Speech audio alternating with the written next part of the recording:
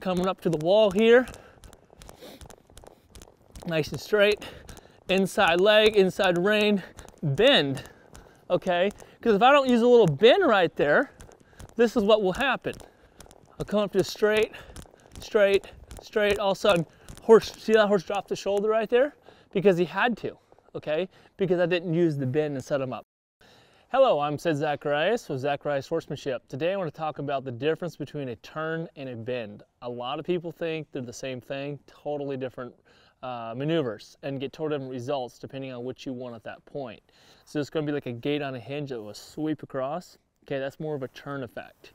Okay, bend's going to have more of a traveling forward and bending around. Okay, so how we ask for those two different things, I'll get into that right now. I'll go and walk him forward. So let's start with a bend, okay?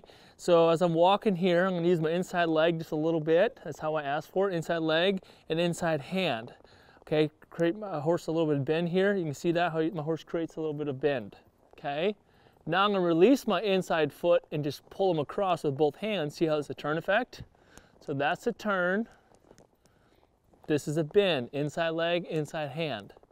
That's the bend, okay? So let's go ahead and take it one step further. Let's go to a trot. And a lot of people are going to go, well, why do I need to have both? You know, I think just, you know, one or the other. No, there's a big difference. So if I'm riding a green colt, or shoot, there's a lot of horses that are 10 years old, they've never been taught properly. They'll do this. You pull left inside rein, and my horse just keeps going straight. See that? I'm trying to pull him over here, and he just keeps going straight. Okay, I'm pulling, it doesn't work, right? So that's where I'll use the turn effect and get him to go over there. Let me go to the camera. There. See that? How I got straight? Watch me go away from the camera at a 90. There. See that turn effect? So the shoulders will kind of cross over and actually turn where I want to go. Let's go back to center. Turn. You can see that. Now you can go one step further. Stage 3. That's how you get a really cool neck rein. See that? Pick up on that horse.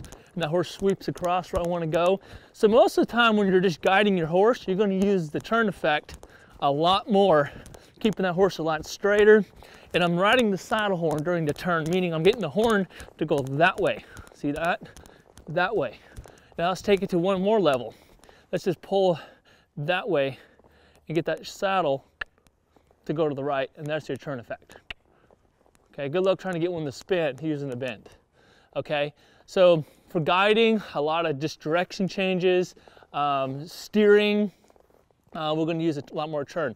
Now let's get into some circles, some pattern work, or some things, or even just suppling. I'm going to need to bend my horse, bend to the right.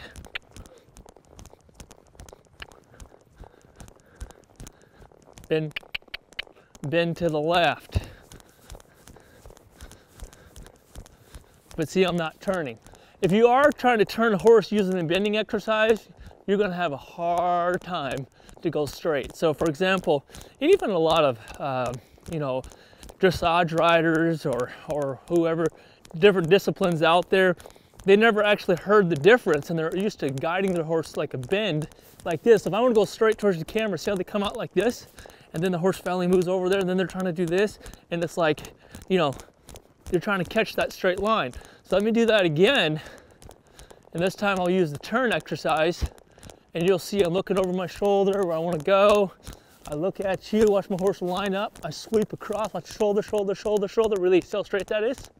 Okay, now let's say I'm coming out of the straight line. Now I'm going to use the bending exercise to make that flow out.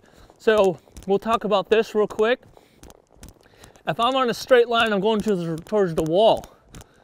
I'm going to use a little bend so my horse doesn't drop his shoulders. As they get closer, right leg goes on, right rein goes on. See my horse create a nice pretty little bend? Okay, that was not a turn, that was a bend. Okay, let's do it one more time on this wall. Coming up to the wall here. Nice and straight. Inside leg, inside rein, bend. Okay, because if I don't use a little bend right there, this is what will happen.